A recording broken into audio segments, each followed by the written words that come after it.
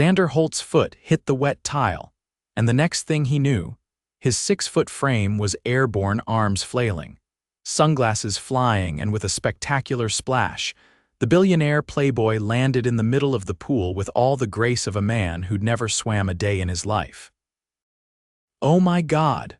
The voice was sharp, panicked, and definitely not part of the fancy rooftop hotel playlist. "Are you okay?" Coughing and soaked in his $1,000 linen shirt, Xander came up sputtering, pushing his hair out of his eyes. He squinted against the sun and then stared. The woman kneeling at the edge of the pool had wild auburn curls, freckles across her nose, and a worried look that somehow made her even more beautiful. She wasn't dressed like the usual poolside crowd. Her clothes were plain, her jeans had a paint stain on the knee, and her sandals had seen better days. "I'm fine," he said, breathless, slightly humiliated and trying not to show it. "Just proving gravity still works," she blinked. "You could have hit your head." "Yeah, but then I wouldn't get to meet you," her brow lifted. "Still might have been worth it," he laughed, surprised by her sass. Most women at this hotel were more interested in flirting than honesty. He swam to the edge and she held out a hand, not hesitating as she helped him out of the water. Her grip was strong, firm. He liked that. "I'm Xander," he said, grabbing a towel from the attendant who was now hovering nervously. "Willa," she replied. "And you might want to get checked for a concussion. You hit the water pretty hard." "I'll survive," he said, dabbing his dripping face. "What about you? You're not a guest, are you?" "Nope. I'm with the art team setting up the rooftop gallery for tonight." "I was just walking by when I saw you take flight." "Great. So this little dive was witnessed by someone with an actual memory." "Yep," she said, standing and brushing off her jeans. "Burned into my brain, forever," he chuckled, watching her turn to leave. "Willa," she stopped. "Can I buy you a drink to thank you for saving me from drowning in my own embarrassment?" She looked over her shoulder. "I think you'll survive without the drink." And then she walked off, curls bouncing, leaving a trail of paint-stained sass in her wake. Xander stared after her, something unfamiliar stirring in his chest. He couldn't remember the last time someone hadn't tried to impress him, or cared who he was. Later that evening, after changing into a crisp navy suit and stepping into the private rooftop event his company had funded, Xander scanned the crowd. The gallery launch was buzzing with influencers, investors, and champagne waiters. He usually loved this scene. But tonight, he wasn't looking for a handshake. He found her near one of the art installations, a bold piece made of twisted metal and glass, glowing under soft lights. She was in the same jeans, still barefoot in those worn sandals, talking casually with the gallery owner. "Back again," she said when she noticed him. "You're hard to miss," he replied. "I blend in just fine." "Willa, you're the only person here not pretending." She looked at him, really looked at him.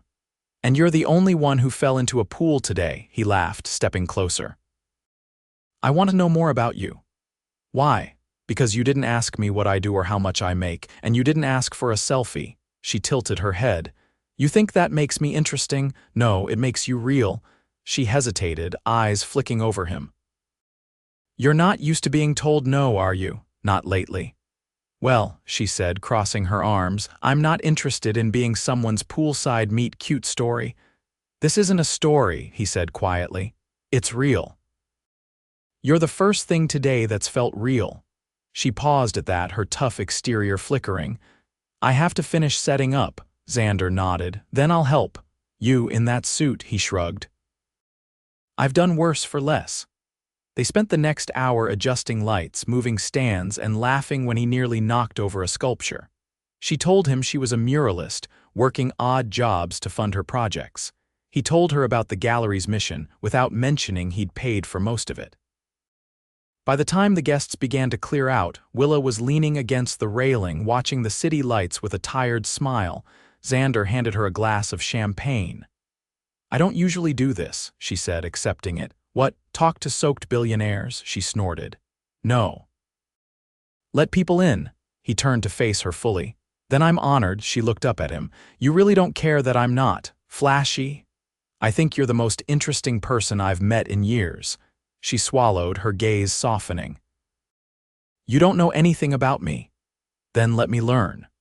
Willa didn't answer right away, but she didn't walk away either. Instead, she stood beside him, sipping champagne, staring out at the skyline, and for the first time in months, Xander wasn't just playing a part. He was just a man. Standing beside a woman who saw through all of it, and he wasn't sure what scared him more, the fall into the pool, or the feeling that he might be falling for her. The next morning, Willa stood in front of a half-finished mural in a quiet alley behind a bookstore in Soho, paintbrush in hand, but her mind was nowhere near the wall. She touched the bristles to the brick, paused, then stepped back and wiped her hands on her pants. The shapes she'd begun the day before felt wrong now, too symmetrical, too safe. She didn't do safe. Willa never let strangers in, never took free drinks from men in tailored suits, and definitely never let anyone help her hang light rigs in a gallery. But Xander had done it anyway, and not once had he tried to impress her with anything beyond his terrible ability to balance a metal sculpture. A horn honked behind her, and she turned to see a sleek black SUV double parked across the alley. The window rolled down and a driver in a trim black uniform leaned out. "Miss Willa James," she raised an eyebrow. "Depends who's asking." "I was told to deliver this," the man said, stepping out and opening the back door. Inside, a long, flat package rested on the seat, wrapped in brown paper and twine. She approached slowly, frowning. "What is it?" "I was instructed to wait for your answer before leaving," he said. Willa hesitated, then reached in and lifted the package. It was heavier than it looked. Her name was scribbled on a small white tag in bold block letters. "I didn't order anything." "I understand, but Mr. Holt insisted." Her pulse jumped. She hadn't given Xander her last name. She hadn't even told him where she lived. Still, she untied the twine and peeled back the paper. Inside was a framed canvas, one of her murals. Not a print, not a photo, but the actual wall-sized piece she'd painted years ago and lost when the building it was on had been demolished. She stared at it, stunned. The edges had been carefully reinforced, the colors preserved. A small card was tucked into the corner of the frame. "Found this in a salvage lot in Brooklyn. Thought it looked like something worth saving. So are you." She looked up sharply. "Where is he?" The driver kept his hands folded. "He didn't say." "Just ask me to make sure you received it." She stood there, surrounded by the scent of spray paint and brick dust, heart pounding. She hadn't seen that mural since the city tore it down. No one had asked her permission. No one had cared, but Xander had tracked it down. She didn't know how he'd found it or why he'd even bothered, but the lump in her throat was real enough. Back at her apartment, the piece took up nearly an entire wall. She spent the rest of the morning pacing in front of it, every instinct telling her to ignore him. But then the card would catch her eye, and all her rules would crumble a little more. By 3 o'clock, she was standing in the lobby of the high-rise penthouse where the gallery owner had said Xander lived. The doorman gave her a once-over before buzzing her up. When the elevator doors opened into the penthouse, she stepped into a hallway lined with black marble and abstract sculptures. A man's voice called out from deeper inside. "Willa." She followed the sound into a room with floor-to-ceiling windows, a piano in the corner, and a view so expansive it made her dizzy. Xander stood barefoot on the balcony, sleeves rolled up, a phone pressed to his ear. He ended the call as she stepped outside. "I didn't expect you," he said, setting the phone on a table made of raw quartz. She didn't waste time. "How did you find my mural?" he shrugged. "I had someone track down the records from the old property. They said it was torn down last year. I asked a few folks at salvage yards if anything was saved. Took a while. You didn't know me. You didn't even have my last name." I remembered enough. She crossed her arms. "Why, I don't know," he said honestly. "I saw it and thought it shouldn't be lost." She stared at him, the wind tugging at her curls. "You don't do small gestures, do you?" "I didn't plan it to be a gesture," he said. "I just thought if it meant something to you, maybe it'd be worth it." Willa stepped closer. "You could have just called and said what?" He met her gaze. That I can't stop thinking about how you looked at me like I was just some guy who needed help. That I haven't had a real conversation in months until you knocked the air out of me without even trying. She blinked, caught between disbelief and something dangerously close to hope. You say things like that to a lot of women, not once, he said. I'm not trying to impress you, Willa. I'm trying to be honest. She turned away, gripping the balcony rail. I don't mix well with men who have drivers and penthouse views. That's not what this is about. It is for me, she said, voice tight. You live in a world where people cover your mistakes and open doors for you. I build things from scratch, piece by piece, and hope no one tears them down before I finish. Xander stepped beside her, the space between them so electric she could feel it without looking. Then let me help you build something. She shook her head. You don't get it. I don't want to owe you. Not for murals, not for dinners, not for anything. He leaned on the railing, eyes on the city. Then don't owe me, just meet me halfway. Willa looked at him, really looked. There was something raw behind his confidence, a flicker of vulnerability that hadn't been there the night before. She exhaled slowly. One dinner, somewhere with bad lighting and plastic menus. A grin touched his lips. I know a place with the best greasy fries on the east side, she nodded once. I'll meet you there. And if you show up in a tux, I'm leaving. I'll be lucky if I don't show up with ketchup on my shirt. As she stepped back into the elevator, Willa didn't know what scared her more, what Xander had done to find her mural, or the fact that it was working. The diner Xander picked was tucked between a pawn shop and a dry cleaner, its neon open 24 hours sign buzzing faintly in the twilight. Inside, the lighting was dim enough to blur imperfections, but the scent of sizzling onions and grilled bread was strong enough to command attention. Willa slid into the cracked booth across from him, her hands tucked into her sleeves like she wasn't quite sure how to relax. Xander, in a plain navy hoodie and jeans that looked suspiciously new, leaned an elbow on the table. I asked if they had cloth napkins, he said dryly. They pointed at the dispenser and said, that's what the stack is for. Willa arched an eyebrow. And yet you stayed. I was already emotionally invested in the idea of a milkshake. The waitress dropped 2 menus between them and vanished without a word. Willa picked hers up, scanning the faded photos. You really don't mind being here? Why would I? She gave him a sidelong glance. Because you probably ate truffle risotto for breakfast, he grinned. I don't trust anything I can't pronounce before coffee.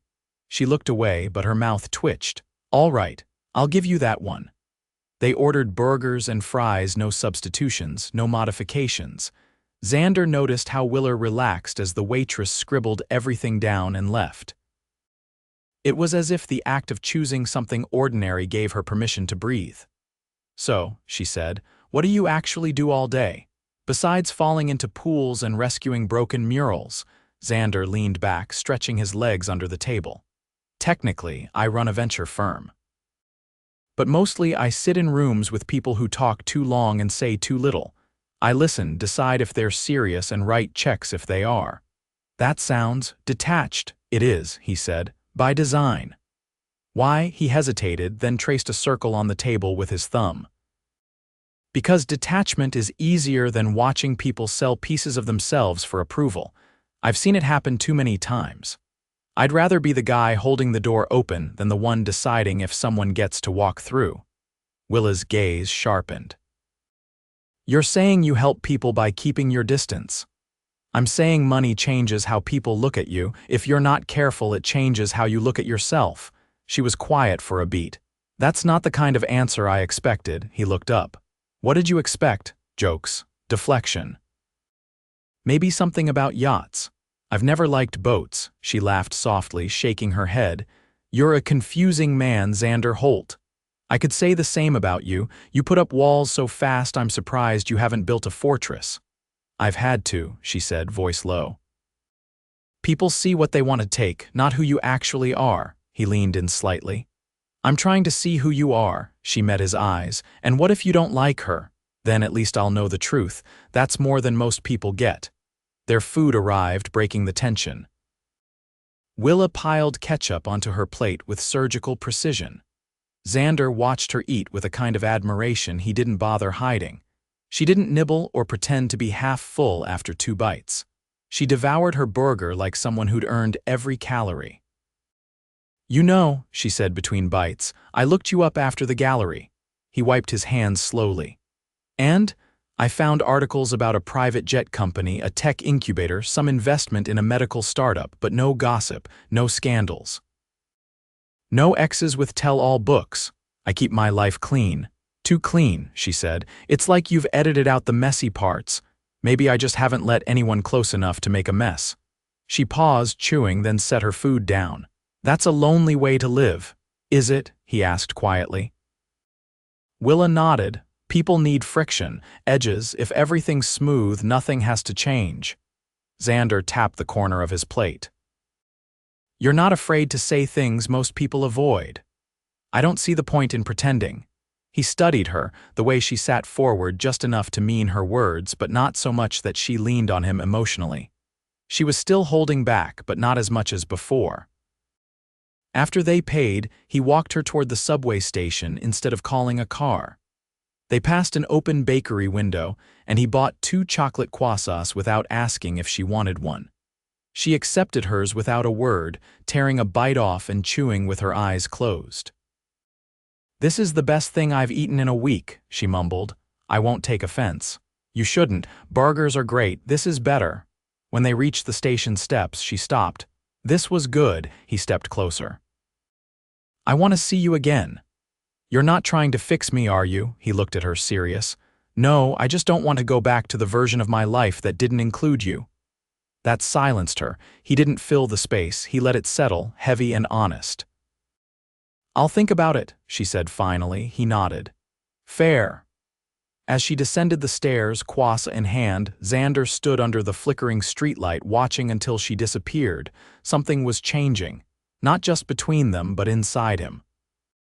The man who once measured success in acquisitions and quarterly growth was now measuring something else entirely. For the first time in years, he wasn't chasing control. He was chasing her.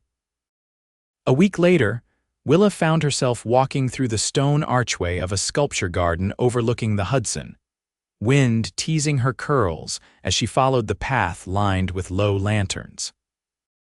She'd been invited here by a curator. She occasionally assisted for extra money. Tonight's event was a fundraiser for underfunded public art programs. She hadn't expected to see Xander, especially not standing beneath a canopy of string lights in a slate gray suit, talking quietly with a woman in a wheelchair beside a bronze installation. He didn't notice her at first. His attention was fixed entirely on the woman who was laughing at something he said. Willa lingered near a carved marble bench, uncertain. A tall man with salt and pepper hair approached her. "You're Willa James, right?" She nodded warily. "I'm Alan Holt, Xander's uncle." Her eyebrows lifted. "Didn't expect a family introduction tonight," Alan chuckled. "He told me you might come, said you'd probably try to sneak away before he could say hello." "I don't sneak. Of course, you're just strategically invisible." That earned a reluctant smile from her. He gestured toward the installation. "That's our family foundation's newest commission. Xander insisted it be in a public accessible garden, not a private collection. He never mentioned this. He doesn't talk about what he does for the foundation. He prefers people think he's just another business shark." "Why?" Alan's gaze softened. "Because it keeps the pressure off when things go wrong, and things have for him. More than people know." Willa turned back to Xander, who was now crouched beside the woman's chair, listening intently as she gestured toward the sculpture. "Who is she?" "Her name's Rachel. She was a dancer until an accident 2 years ago. One of the schools he funds helped her transition into adaptive art therapy. She credits him for giving her life back." Willa looked away. "He never said anything." "He doesn't need credit. He just needs someone who sees all of him." Alan gave her a quiet nod and left her standing there, heart pounding. When Xander finally noticed her, he rose slowly, a flicker of surprise crossing his face before something warmer settled in. "I thought you might ghost me tonight." "I almost did," she said, walking toward him. But then I remembered you owe me fries. He laughed under his breath and offered her his arm. Come walk with me. They strolled down the path past sculptures lit from below, casting long shadows across the gravel. I didn't know you worked with art therapy programs, she said. You never asked. I figured you'd bring it up if you wanted to. I didn't want you to think I was trying to impress you. You're the only man I know who hides the good things he does. I don't want to be a transaction, he said. I've spent most of my life being useful to people in exchange for access. I wanted you to know me before any of that. And now I want you to know everything. They stopped near a fountain shaped like a fractured sunburst. Water spilled gently from its core. I thought I had you figured out, Willa said. Cocky, rich, charming when you need to be. I am all of those things. But you're also quiet when no one's watching and careful with people's hearts. He didn't speak for a moment. Then, I stopped dating a year ago. After someone I trusted made me feel like I was just an ATM with a face. She turned to face him. You didn't deserve that. Neither did you, he said, voice softer now. I looked into your mural projects, the ones you proposed to the city that were rejected. They weren't ignored because of your work. They were ignored because you didn't come from a gallery or a name they recognized. How do you know that? She asked, breath stuck in her throat. Because I bought one of the board members dinner and made him show me the notes. Her lips parted, stunned. I resubmitted them, he added, under a new initiative, anonymous artist support. They'll review them next month. You didn't even ask me. I didn't want credit. I just wanted them to see what I saw. Tears burned at the corners of her eyes. She blinked fast. You're a ridiculous man, he smiled. I'll take that. They stood in silence, the night folding softly around them. I used to think people like you lived in a different world, Willa said. But you just built walls around yours the same way I did. He touched her hand gently. Maybe we tear them down together. She looked at him, really looked, and for once didn't feel the need to keep her guard up. I want to try, she whispered. His thumb brushed across her knuckles. Then let's try. 3 weeks later, they stood in front of a blank wall in a community center slated to receive the first of Willa's newly approved murals. She held a brush in her hand, paint on her cheek, and Xander stood beside her in jeans and an old t-shirt, laughing as she told him he was holding the ladder wrong. They were messy, unpolished, and real. That night, after the first brushstroke was officially down, Xander took her to a rooftop that overlooked the entire city. Not a restaurant, not a venue, just a quiet space with 2 chairs, a bottle of wine, and an easel waiting for her. I bought the building, he said, watching her eyes widen. Not to impress you, I just thought you might want a place to paint where no one could tell you no. She stepped into his arms, rested her head against his chest. You didn't have to do that. I know, he said. But I wanted to. Willa tilted her face up, kissed him softly, and for the first time in her life, let herself fall without fear. He caught her, and he never let go. Willa stepped into the gallery's main hall, her boots echoing softly against the polished slate floors. Tonight wasn't just another fundraiser or exhibition. This was her solo show, her first. The space had been transformed into a vibrant explosion of light and life. A curated walk through her journey, from the defiant street murals she once painted in secret to the sprawling commissioned pieces now respected by critics and schools alike. A familiar hand slid around her waist from behind. She didn't turn, she didn't have to. You're late, she said, trying to sound stern. I was picking something up, Xander replied, his voice low, warm at her ear. You'll see. She turned to face him. He was in a tailored charcoal suit, no tie, his top button undone like always. But what caught her attention wasn't what he wore, it was how he looked at her, like she was the first piece of art that had ever taken his breath away. I still can't believe this is real, she murmured, scanning the room. It's as real as the first time you told me I was holding a ladder wrong, he said with a crooked grin. A woman from the museum board passed by and gave them an approving nod. Willa acknowledged her with a polite smile, then turned back to Xander. You know they only agreed to this show because of your connections. He tilted his head. No, they agreed because I paid for their silence and made them look at your work without a name attached. They chose talent. They just didn't know it was yours until after. She narrowed her eyes. You didn't. I did, and I'd do it again. She didn't argue. She didn't need to. Her heart already felt fuller than it ever had. Guests began to trickle in, murmuring compliments as they walked the space. Xander stayed at her side, letting her shine, never once taking credit, not even when the director thanked him for his discreet and generous support. As the evening wore on, Willa disappeared into the crowd to speak with a group of young artists she'd mentored through a local community program. When she returned, Xander was gone. She found him in the side gallery she hadn't approved for display. A single spotlight flooded a new piece she hadn't shown anyone. It was a massive canvas, abstract but unmistakably personal layers of rusted copper, deep crimson, and electric blue, all converging around a single gold-streaked silhouette. It was him. She froze in the doorway. I wasn't sure you'd find this room, he said without looking back. I asked them not to include it in the official program. Her voice was quiet. Why? Because it doesn't belong to the public, it belongs to us. She stepped beside him. You don't usually talk like that. I don't usually feel like this. She turned to him.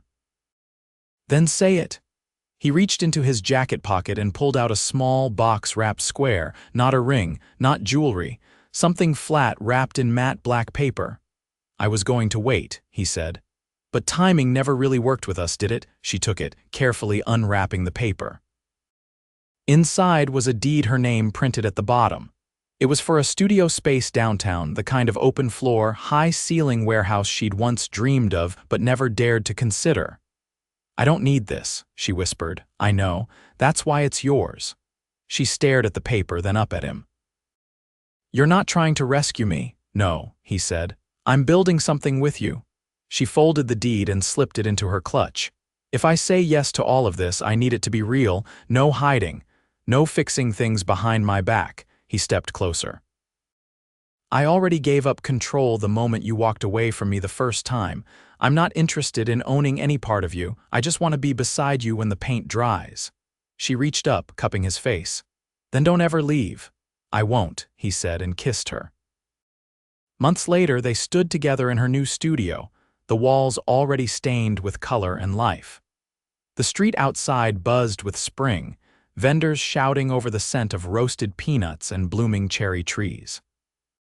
Willa was barefoot, paint on her arms, laughing as Xander tried to hang a light fixture from the ceiling and nearly dropped a wrench on himself. You're banned from ladders, she called.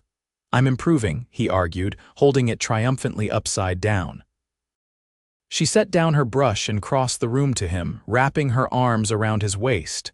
You're lucky you're pretty. I've got other talents, like, I bought a building, he teased. She kissed him just behind the ear. You're ridiculous. That's what you said the night you fell in love with me. I didn't fall, she said, stepping back. I chose. Later, they sat on the rooftop of that same building, a soft breeze rustling the plants in the garden boxes they'd planted together. String lights twinkled overhead and the city glowed beneath them. Do you miss it? She asked. The boardrooms, the suits, the endless meetings. He looked at her, the candlelight flickering in his eyes. I never had anything to leave behind until you. She leaned against him, her head on his shoulder. I want to paint us, she said quietly. Not just you, not just me, us. He traced lazy circles on her arm. What would we look like? Unfinished, messy, a little too loud in places. But worth standing in front of. He kissed the top of her head. Sounds like a masterpiece. And in that moment, surrounded by laughter, light, and the quiet pulse of a city that finally felt like home, Willa James and Xander Holt knew they had built something not just beautiful but permanent. Together forever.